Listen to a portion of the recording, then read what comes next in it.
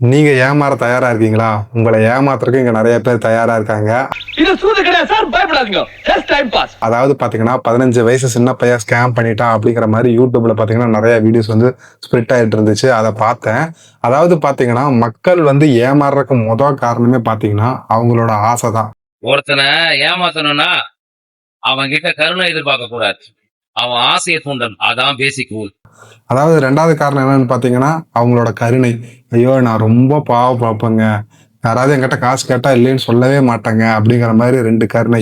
இதை 2 வச்சு ஒரு 15 வயசு சின்ன பையன் வந்து பாத்தீங்கன்னா ஒரு ஸ்கேம் பண்ணிட்டான் அப்படிங்கிற மாதிரி நிறைய பேர் யூடியூப்ல போட்டுட்டு இருக்காங்க.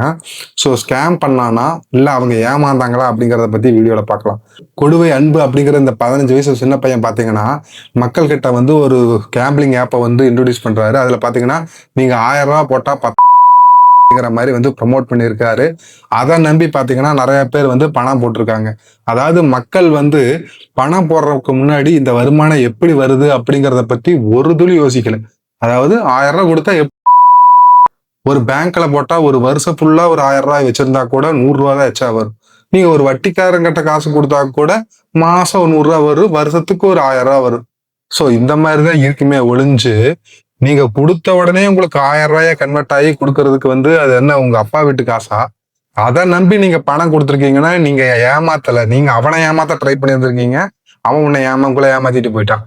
அதாவது என்னன்னு பாத்தீங்கன்னா மக்கள் வந்து ஏமாறதுக்கு முன்னாடி கரெக்டா எப்படி வருமானம் வருது, அதாவது ஒரு ஸ்டாக் மார்க்கெட்ல போட்டோம்னா எவ்வளவு பணம் ரிட்டர்ன்ஸ் வரும் என்ன ஏதுங்கிறத வந்து டீட்டெயில்டா எல்லாமே தெரிஞ்சுக்கிட்டு போடுறவன் கரெக்டா பணத்தை எடுத்துட்டு வாக்கிட்டான். ஸோ இது எதுவுமே தெரியாம எந்த தொழிலும் எந்த பிசினஸ் பண்றாங்க, எப்படி அந்த 1000 ரூபாய் பணம் வந்து 2000 ரூபாயா மாறுது அப்படிங்கறது வந்து தெரியாம மக்கள் வந்து பணத்தை வந்து கொடுத்துட்றாங்க. அதாவது பாத்தீங்கன்னா முன்ன ஒரு காலத்துல எல்லாம் வந்து நான் சின்ன பையனா இருக்கும்போது எங்க அம்மா சொல்லியிருக்காங்க, நான் கேள்விப்பட்டிருக்கேன். அதாவது நீங்க 100 ரூபாய் கொடுத்தீங்கன்னா 200 ரூபாயா கொடுப்பாங்க அப்படின்னு சொல்லிட்டு கள்ள நோட்டுல இருக்குது பாத்தீங்களா, அதை வந்து கொண்டாந்து கொடுத்துருவாங்களாமா. அது மாதிரி ஸ்கேம் பண்ணிடுவாங்களாமா. அதே மாதிரி பாத்தீங்கன்னா ஒரு தோட்டம் வாங்கி இதுல பேப்பர்ல கட்டிட்டு இது மாதிரி உங்களுக்கு 2ஆ மாறி வரும் அப்படின்னு சொல்லிட்டு மக்களை வந்து அந்த காலத்துல வந்து ஸ்கேம் பண்ணிட்டு இருக்காங்க. இப்ப இவ்வளவு சோசியல் மீடியா வந்துருச்சு, இவ்வளவு வந்துருச்சு, மக்கள் வந்து இன்னும் ஏமாந்துட்டு இருக்காங்க அப்படிங்கும் போதுதான் ஷாக்கிங்கா இருக்கு. அதாவது இந்த பையன் வந்து பாத்தீங்கன்னா அவன் வந்து பொதுவாதான் வீடியோ போட்டிருக்கான். இந்த மாதிரி வந்து 1000 ரூபாய் பணம் போட்டா பொதுவா வீடியோ வலை விரிச்சிருக்கான். நீங்க வலையில போய் உள்ள விழுந்துட்டீங்க. அதாவது அவன் பாத்தீங்கன்னா சொல்றான், இந்த மலை மேல இருந்து கீழே குதிச்சா அடியே படாது அப்படிங்கிறான். நீங்க உடனே போய் குதிச்சு பார்த்தா அதுக்கு யாரு பொறுப்பாக முடியும்? அவன் பாத்தீங்கன்னா பொதுவாதான் வீடியோ போட்டிருக்கான், இந்த மாதிரி 1000 ரூபாய் பணம் வரும்னு. நம்ம உடனே பாத்தீங்கன்னா அதுல 1,00,000 பேர் அந்த வீடியோ பார்த்திருக்காங்க. அதுல கொஞ்சம் பேர் வந்து பாத்தீங்கன்னா பணத்தை கொடுத்துருக்காங்க. அந்த கொஞ்சம் பேருக்கு பாத்தீங்கன்னா அந்த பணத்தின் மீது அதிக ஆசை இருந்திருக்கு. அதாவது எப்படியாவது 1000 ரூபாய் போட்டு 2000 ரூபாய் வாங்கிட்டா இது ஒரு நல்ல பிசினஸா இருக்குது, இதை வச்சு முன்னேறிடலாம் அப்படின்னு பாத்துட்டு இருக்காங்க. விழுந்த கட்டத்துல நீங்க 5 வச்சா 10, 10 வச்சா 20. விழுகாத இந்த கட்டத்துல நீங்க காசு வச்சீங்கன்னா அது கம்பெனிக்கு சேர்ந்து போகும் சார். ஆனா அப்படி எப்படியுமே வரக்கு வாய்ப்பே கிடையாது. அது மக்கள் வந்து உணராதவங்க இந்த மாதிரி ஏமாந்துட்டாங்க. அது மட்டும் இல்லாம பாத்தீங்கன்னா அந்த பையன் வந்து என்ன பண்ணிருக்கான்னா அவங்க அம்மாவுக்கு உடம்பு சரியில்லை அப்படின்னு சொல்லிட்டு அவங்க ஃபாலோவர்ஸ் கிட்ட வந்து ஒரு கருணை வந்து கிரியேட் பண்ணிருக்கான். அந்த கருணைக்கு பாத்தீங்கன்னா நிறைய பேர் வந்து 5000, 3000 இந்த மாதிரி வந்து பணம் வந்து கொடுத்துருக்காங்க. அதுலயும் வந்து ஸ்கேம் பண்ணியிருக்கான். இது போக பாத்தீங்கன்னா விஜய் ஃபேன்ஸ், விர்ச்சுவல் வாரியர்ஸ், எப்பயுமே இணையதளத்துல இருக்கிறவங்களையே ஸ்கேம் பண்ணியிருக்கானா பாத்துக்கல. அதாவது என்ன சொல்லியிருக்கானா, நான் விஜய் நான் மீட் பண்ண போறேன், நான் போட்டோ எடுத்துட்டேன் ஃப்ரெண்ட்ஸ் அப்படின்னு சொல்லிட்டு நம்ம வளர்ச்சியை விஜய் பார்த்துட்டு இருக்கிறாரு, நான் மலேசியா போறேன் விஜயை பார்க்க அப்படின்னு எல்லாம் வீடியோஸ் எல்லாம் கிரியேட் பண்ணி போட்டிருக்காரு.